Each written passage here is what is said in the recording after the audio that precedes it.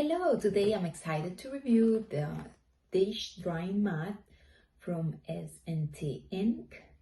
My color is black. So the dish drying mat is 16 by 18 inches and I'm going to open it here.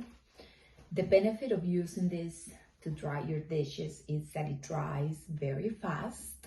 It's made of microfiber and it is well absorbent.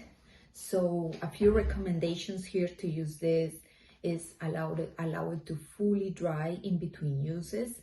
You can frequently put it in the washer and don't bleach, don't iron it, just put it with similar colors. You don't need to add dryer sheets, you don't need to add softeners. All you have to do is wash it and let it dry on its own or in a tumble dry low. And don't use it for anything else besides drying. Don't use it as a pot holders, don't use it as an oven mitt, don't use it for any other things, just to dry the dishes. It's a great tool to use in your kitchen, it's very helpful. Thank you for watching my video.